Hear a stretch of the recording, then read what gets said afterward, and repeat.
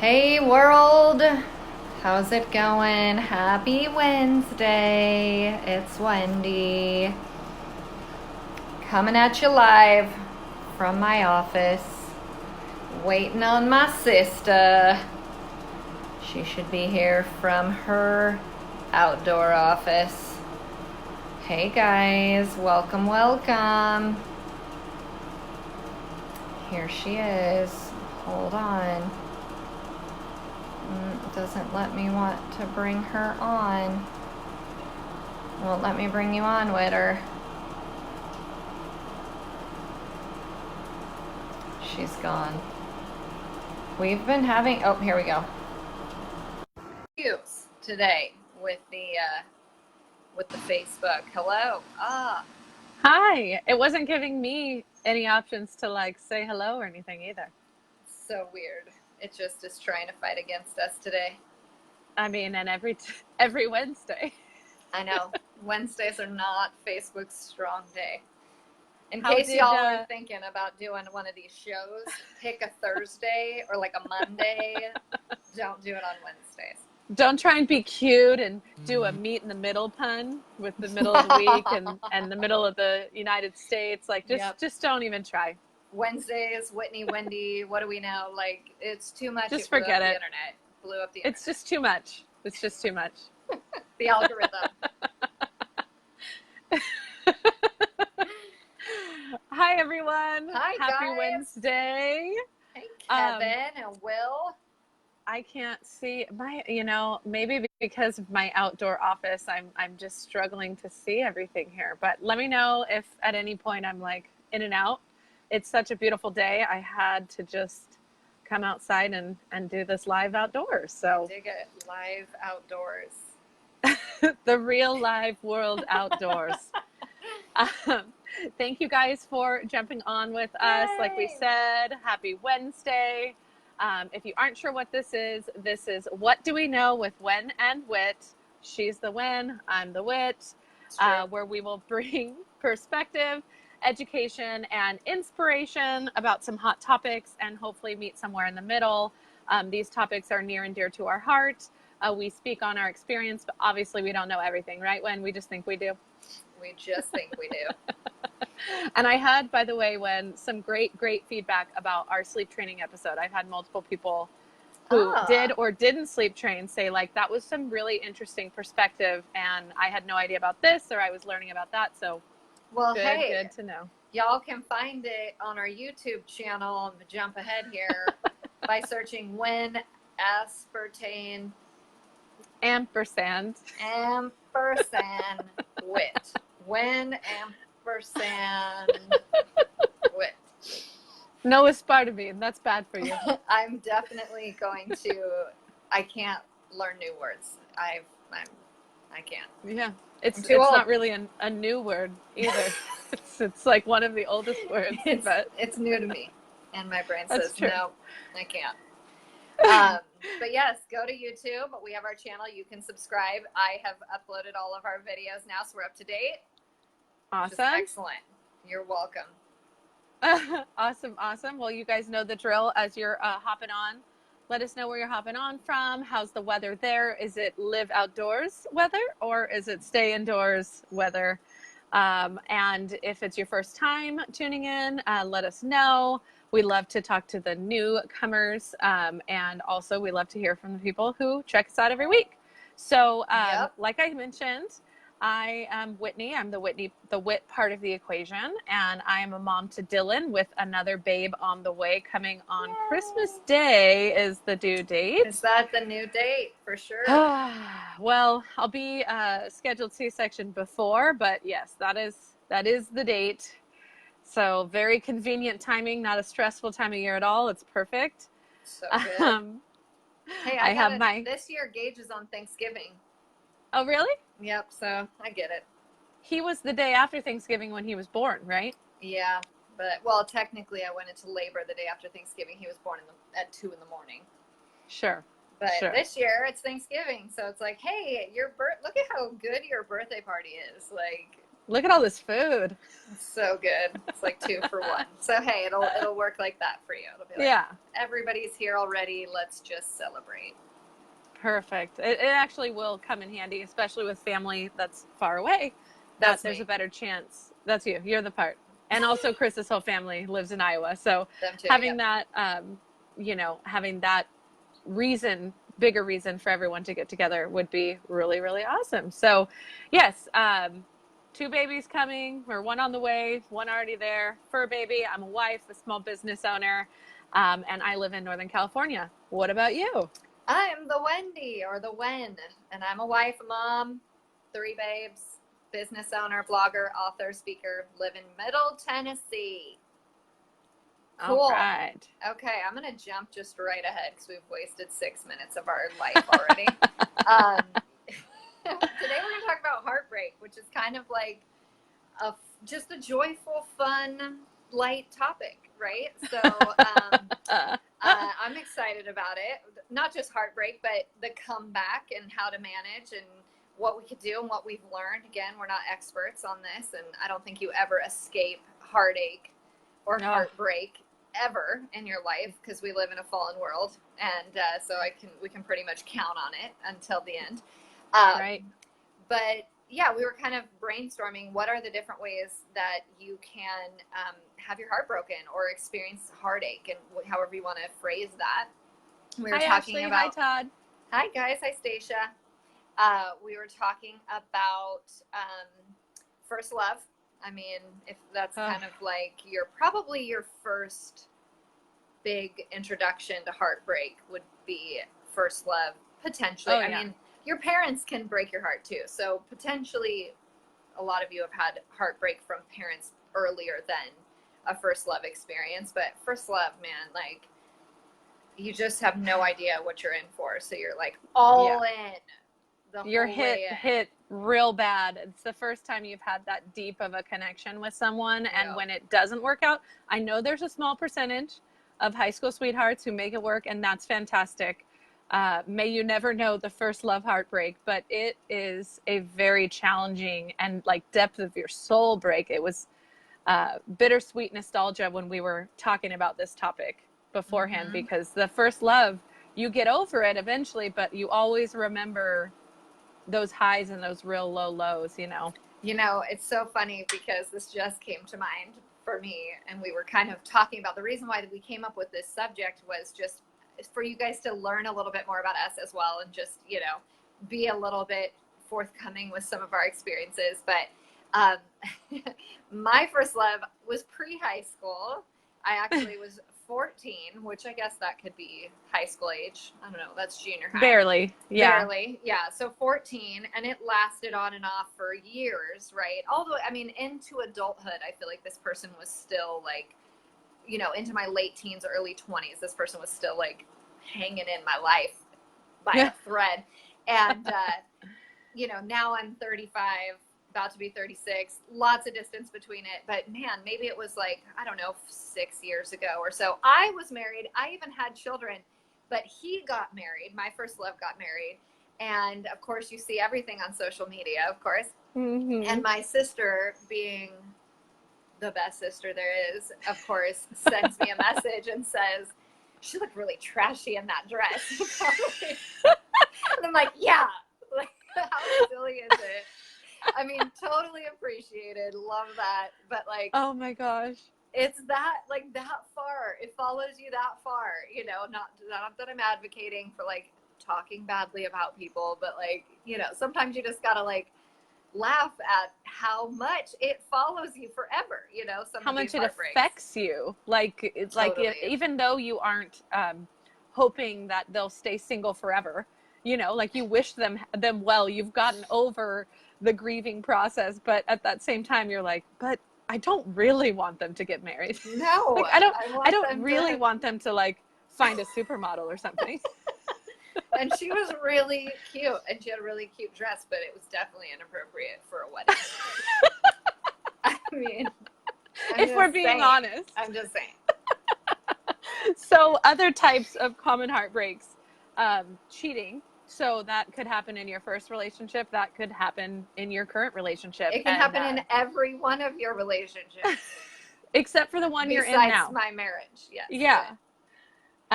Sorry, saying. my eye's watering a little bit.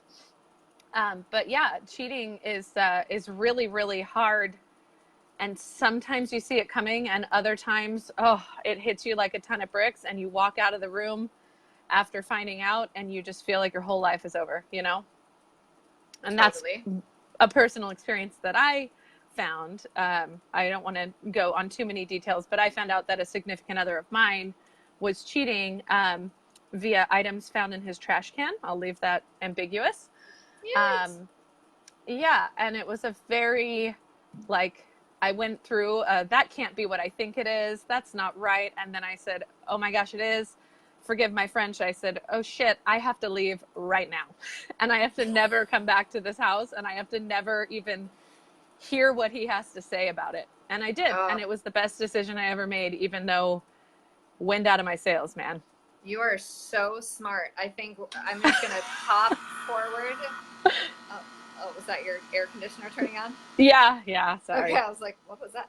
No, it faded away now, but to jump ahead to, gosh, how to overcome that, just I want to, because we're going to talk about that too, but man, I've never one time, and I've been cheated on more than one time, I've never done exactly, because you're exactly right. If you can just like, for some reason, shut my it brain down. Works the opposite way of like, maybe there's a misunderstanding of this fully obvious scenario.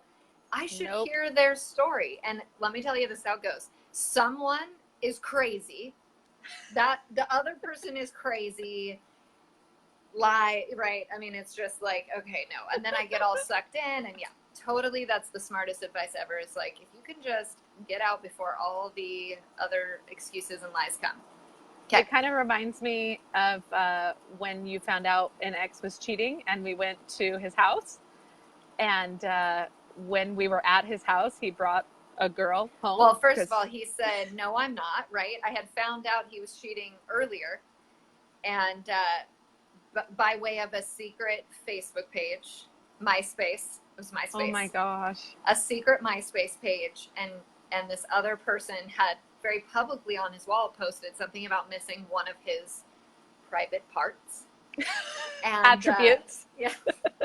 And I was like, that's suspicious. And so, I mean, again, there's no misinterpreting that. It was posted that very day. I didn't know about this MySpace, right? I mean, like, come on. But of course I heard him out and then stayed and believed and blah, blah, blah. And then finally it was like, I had left. We lived together. I had left. I was with my sister. He was trying to convince me how he wasn't cheating. So I just was like you said, Whit, I've got to just get out right now while I'm thinking clearly for this hot minute. And it may have been 1 a.m. or some aggressive time. Yeah, it was pretty late. But I knew he was not home. I knew he was out. And so I'm like, we're going right now to move out of the house while he's not there. And yes, that's when he brought a girl home to our house while I was moving out. That's awkward. Super awkward. The reason why I brought it up in the first place is if someone were seeing it from the outside at 1 a.m, they might point the crazy finger at you, and it was completely not fair. But after having been caught, after he was caught cheating, they went into the street and he was chasing after her, and she was saying, what did you say? You will never find someone better than me. I loved you better than anyone. Every cliche statement from like every romantic comedy, I want all of you. So you get the gist. Other heartbreaks, so we can just skip ahead. Divorce obviously goes without saying. Friendships, man. Friendships can really break your heart in a way that is so unexpected, because relationship, at least like I'm in, they're in, we're boyfriend, girlfriend. Friendships are so fluid in that, like, hey, we're in, we hang out, I guess we're friends. Oh, suddenly we're best friends. How could you do that to me? Sure. Those are hard ones. Well, I think if you're in a relationship, you may not marry this person. You know, like, this Sure. relationship could end, but a friendship, you don't really expect it to end. Like, you expect, why would we ever Respect. not be friends? You know, like, Yeah. we love each other. This doesn't have to ever end. So when that ends, or there's a betrayal, it's like a whole nother level of personal offense. Totally. And then the last one that we wanted to mention that isn't of the same extreme, but still worth noting, is when you have heartbreak in your current relationship. So something happens that isn't to the extreme, like infidelity or, disrespect, stuff like that. But there's just a breach in communication where you really feel like your heart is hurting. And you're disappointed with the person that you're with, and that can be really challenging to navigate also. So we thought it was worth mentioning. Yeah. But the good news is that these challenging situations, they connect us more deeply on a universal level, right? Because everybody, any feeling, thought, or action you may be experiencing, someone, I guarantee, has gone through that same exact thing, right? Totally. So at least there's that.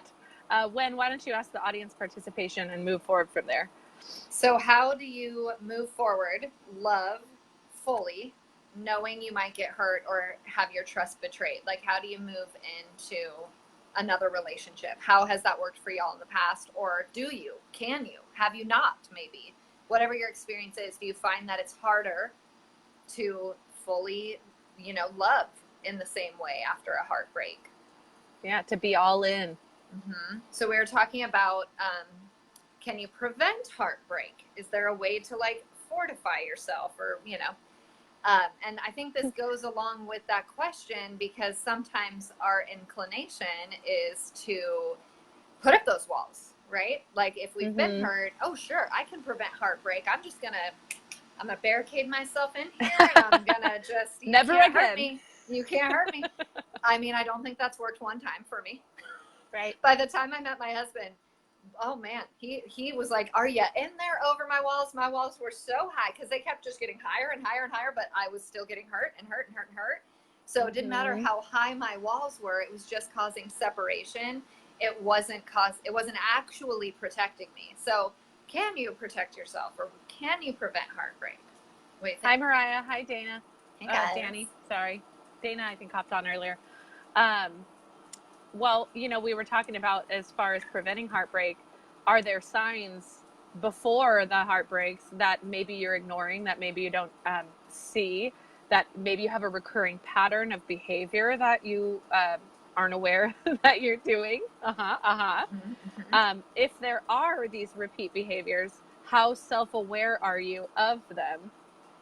How often do you realize, like, man, I go for the same douchebaggery guy every single time, So or that was, go ahead. Oh, I go for the bad boy every time. Or, like, why? What is the constant that is causing your relationships to not move forward in a healthy way? Exactly where my giant pivot occurred for me personally, was recognizing exactly what you said.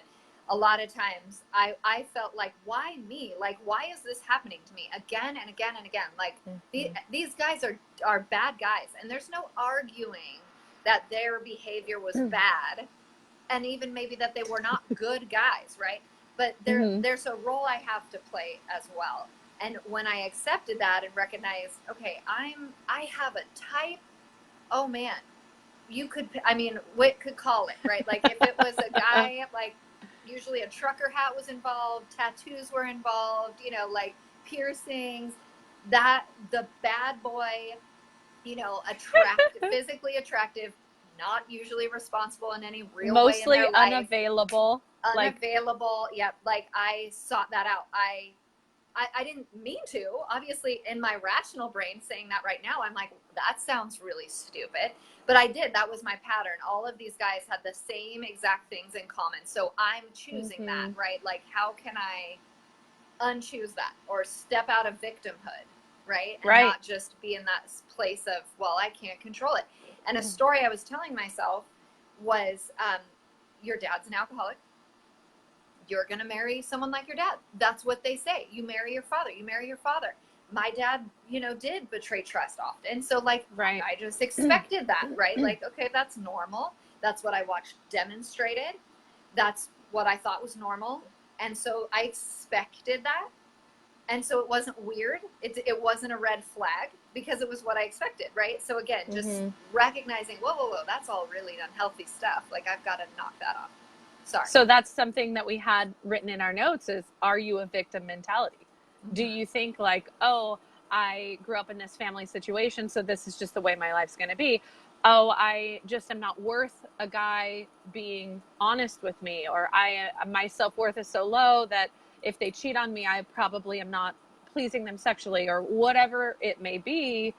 You know, do you have a specific type that is unhealthy for you? Mm-hmm. And do you think that this will always be the case no matter what you do? Do you think that even if you completely seek out a healthy relationship, it will end with them cheating on you or undervaluing you? Because if that's the case, you need to do a little work on yourself, right? Totally. And I think there's a piece I can say for myself of being naive and also being in denial. Like, those two things were 100% true of me, because if you asked my sister or any of my friends, no one was surprised at any of these things playing out the way that they played out.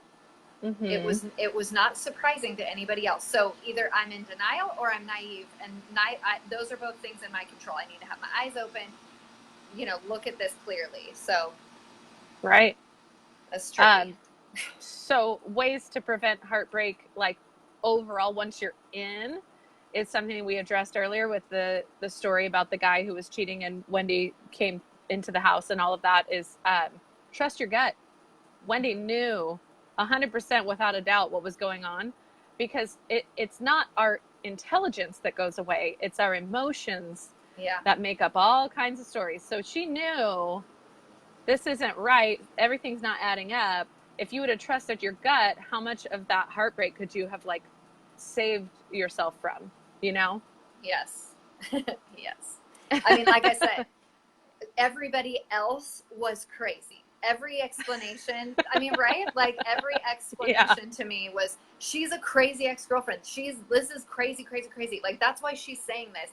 She wrote that on my wall because she's crazy and she's trying to disrupt my relationship. I'm like, but I didn't even know you had a MySpace. So like, that doesn't really make sense. But I'm going, okay, sure.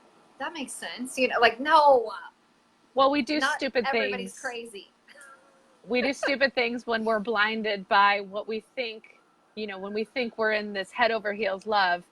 Totally. Sometimes you bring your ex to Christmas Day and surprise your sister and your family. Year after year. Sometimes you do that. I don't know. But it worked out until it didn't work out, and by that I mean it didn't work out for years, and somebody just couldn't pull that full switch and make the clean break. So we all fall into it. I'm pointing at myself. That is a funny story, because even into my marriage with Thomas, every Christmas Day we would joke, because you guys know Christmas Eve everybody's in town or whatever, you connect with all your old friends because you're home from wherever you live and whatever. And sorry, but Tom and I would, every year, we had not heard from this ex-boyfriend all year long, haven't heard his name, he's gone, and then Christmas Day, oh hey, he is here. But not anymore. So funny. No, not anymore. Thank goodness. But it was like so funny. Every year we're like, oh my gosh. And I remember that last year, I was like, there's no way. She's so over it. Like, it's so done. And Tom's like, I don't know. And sure enough, I was like, oh, man, we're the same. You and I. We're the same. You know what? Having your heart broken means you're being human. So it's so it true. Means you have a good, loving, and caring heart that is worth being broken, right? So hard to find the positive in some of these stupid situations, but it really does mean that no one's immune to the heartbreak. Hey, but that being said, if I'm being depicted as the crazy lady screaming in the street at 1 a.m, I get to make you sound crazy too. Okay. I brought it in. I brought it up. I brought up the Christmas thing. So knowing you can't really avoid heartbreak, you can be smart about the situations involving heartbreak, but how do you overcome the devastating blows that you cannot get yourself out of bed from? What would you say? 100%. You got to go to your girls, and through all of these, one of my best friends, Tess, and of course my sister, always lived near me, you know, through all of these relationships. Like I remember a Christmas Eve that was my own Christmas Eve of doom, where my recent ex-boyfriend had just proposed to the girlfriend he was seeing behind my back. Remember that? But you Christmas were still in a relationship with him, to your knowledge. I thought but he was engaged to someone else. He had just proposed to somebody else. That's extra And I awkward. was at the Christmas ex-boyfriend's house when you called me. And I called you, and it was Christmas Eve, and it was raining, and I was between cars in the parking lot of a bar, crying. Why am I telling this story? Oh, because what do you need? You call your girlfriends. You call your friends, and literally every time Witt or I watched through this, we would do something fun, just the two of us, or with another friend, and we would laugh. Laughter, venting, talking, SHIT, right? Like just getting it out, laughing, making fun, just making light of it. That's so part of the grieving for me. And girls, my girlfriends are so part of that for sure. Oh yeah. And you know, what's funny is in light of all of the sadness, some of the best memories I have with you are laughing while crying, while purging ourselves on food, getting over those things, right? Hi, Antonelle.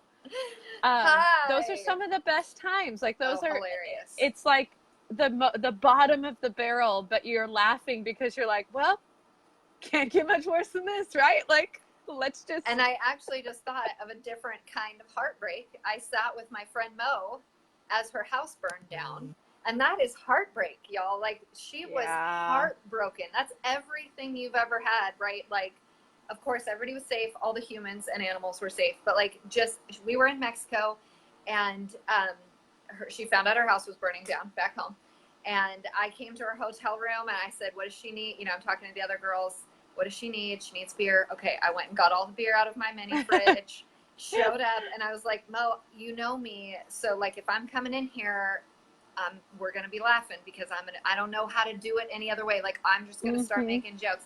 And we laughed and we cried, like you said, and I'll cherish that day, those memories of us. I mean, Mo would be laughing hysterically and then sobbing and then back to laughing hysterically. And that's part of the process, you know? And that's actually, like you said, some of your best memories. Some of those relationships are solidified with the people that you're with through that heartbreak, you know? And, you know, when you are trying to overcome a devastating blow, one thing that I hate is when people say, oh, just get over it. Oh, aren't you over it yet?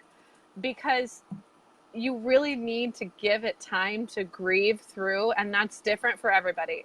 Some people grieve one 24-hour period where they don't get out of bed and they purge and they cry. Some people drag it out and it's bits and pieces and fragments for months, you know? Yeah. And it's important. I love this phrase, grieve it so you can leave it. And that doesn't mean rush through it, but it's so important that you don't deny your feelings, because if you deny your feelings, you're going to have a dream about that ex. You're going to cross that ex's path, and guess what's going to happen? All those feelings will come right back up.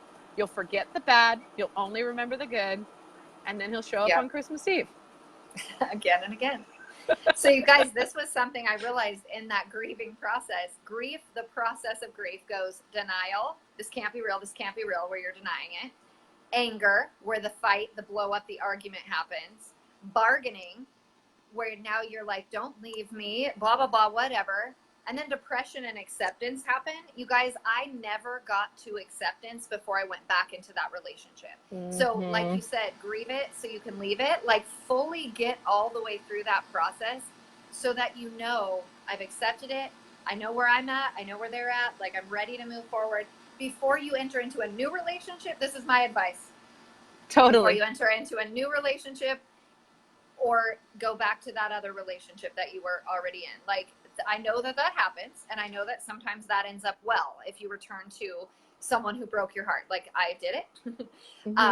And I did it successfully at times too. You know, it wasn't all just terrible, but you have to get all the way through that process. For me, I would get to the bargaining piece, and I'd start to be like, sacrifice all of me, take me back, because I was so codependent.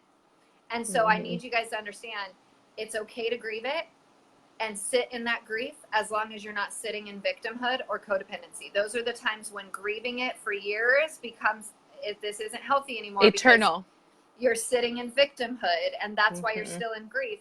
You haven't gone through the whole process. So that's the time that I would say, like, it's time we're moving forward with our lives, right? Like, it's not a month later, whatever, however long you need to do, as long as you're progressing through the grief, for sure. But I would get to a piece and then I'd go back. I would get to a piece and go back, because grief is hard, you know, it's really hard to get through that whole process. But yeah, respecting yourself and knowing your worth, that's a piece of this, you know. And don't date in victimhood, we wrote down. That's rebounds, one night stands. Yep.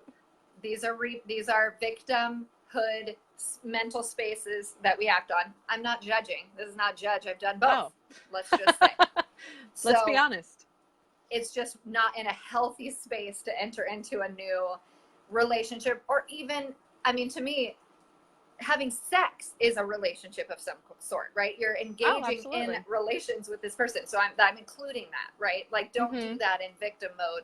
You're only going to damage yourself further, question your worth, go back to bargaining, blah, blah, blah, blah, blah, right? Like, that's not ever a great space to be in.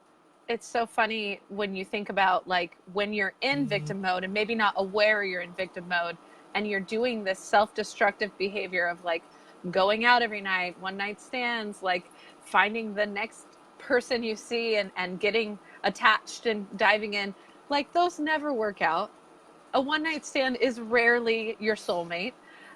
A rebound is rarely honest with you or, like, in it to, you know, for the long haul.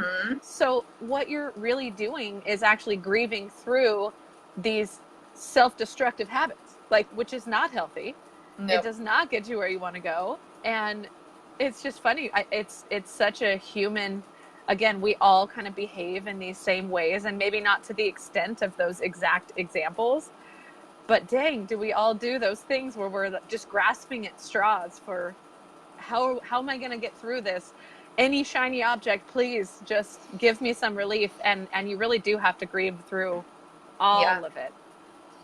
Yeah. And, on that same token, we were talking about, you know, when there's heartbreak in your current relationship, but not to the point of walking away, not to the point of it being devastating, communication is just pivotal in expressing and explaining, hey, this was really hard for me when you did this, and here's why.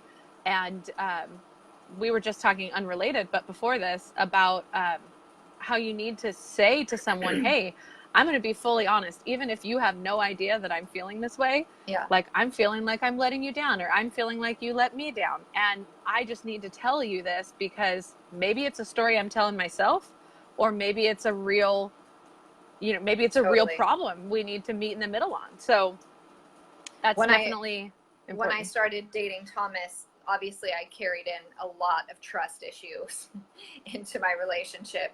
And I trusted him least of all of my relationships, mainly because he was doing nothing non-trustworthy, and it was so confusing. And so I was like, I don't understand this. But I was careful to communicate that to him, that I have trust issues. And he did lie to me one time at the beginning of our relationship. Not something significant at all to him, something very significant to me. And I told him, man, I told myself that if I'm going to ask you this, and if you answer, I knew he would tell me the truth. And if you tell me what I think you're going to tell me, I'm going to break it off.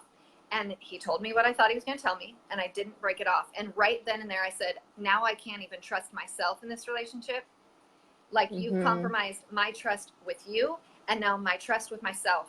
And that is the biggest part I'm trying to work on, is trusting my own gut, trusting myself. And I'm not ending this relationship, and that scares me the heck out. Like, scares me the heck out.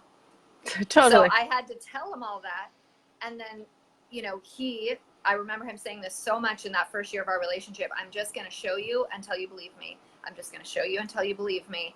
And I mean, he must have had to say that every day, because I was questioning every move he made, every person he was texting, everything he was doing. I'm just going to show, and he would show me. You want to look at my phone?